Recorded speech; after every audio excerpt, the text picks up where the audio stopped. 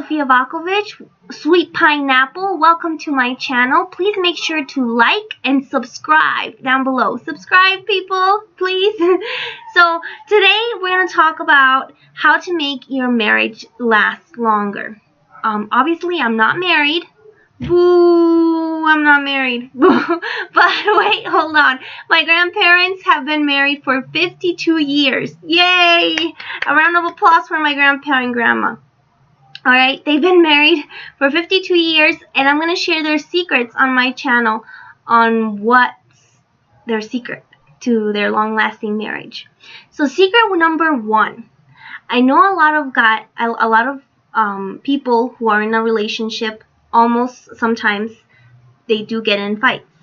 How do I live with my grandpa and grandma, and I have experienced them in an argument, but they never yell at each other.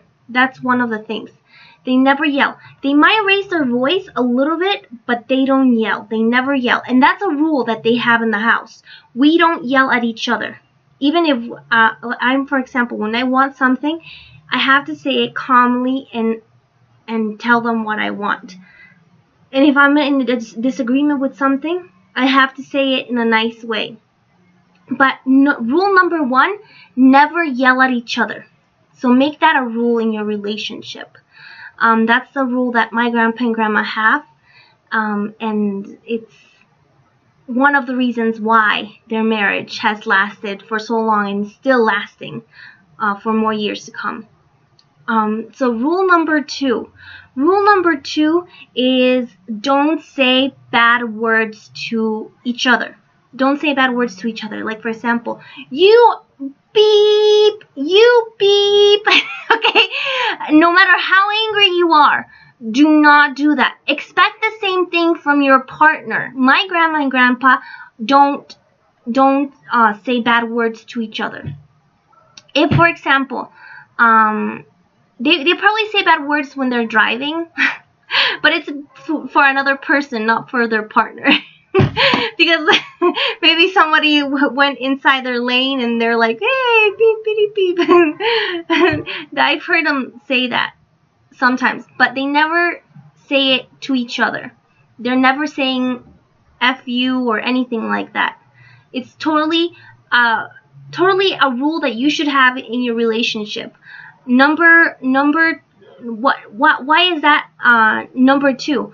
Because I think it's very easy for us when we get mad or upset to bash out at the other person with bad words to get our point across, but that's not going to get your point across. It's only going to make the other person more defensive, and maybe it might solve the problem for a little while, but for a long while it's going to bring results of regret, because your partner is going to be upset at the fact that he's going to get used to it, or she's going to get used to you saying bad words to her, and then the whole situation, instead of solving your problems by being kind to each other, is going to be turned out into a huge turmoil, into a huge fight that is not going to get you anywhere when you use bad words. So number 2 again, do not use bad language, bad words. Number 3, learn how to cook. There is a quote that says that a woman's cooking can touch the heart of a man. And that is so true. And I know there's some ladies who are feminists and are going to be saying like, hell to the no, I'm not going to cook him dinner. No, that's one reason why, sorry, but you're single. Or, yes, I'm sorry, but it's the truth. A lot of men love when you cook. And yes, I'm all for having pride in being a woman, but you also have to pamper them. And I think one way to pamper them is through cooking. So number 3 is cook. My grandma loves to cook. I love to cook. If you don't like to cook, I think a good substitute is to order food from a good restaurant. If you have the money, do that. I think it would have the same impact because you're providing food. But do learn to cook. It will save you a lot of breaking up. So that's number 3. Learn how to cook. Number 4. Tip number 4. Don't cheat on your spouse. I know like a lot of men, especially, who they think that a one night escapade with someone is okay, or even rarely women do that, but usually men do that. But it's something that you have to not get involved in, no matter what the temptation might be. I think that it's important to promise each other from both sides that you love each other and you would never cheat on each other.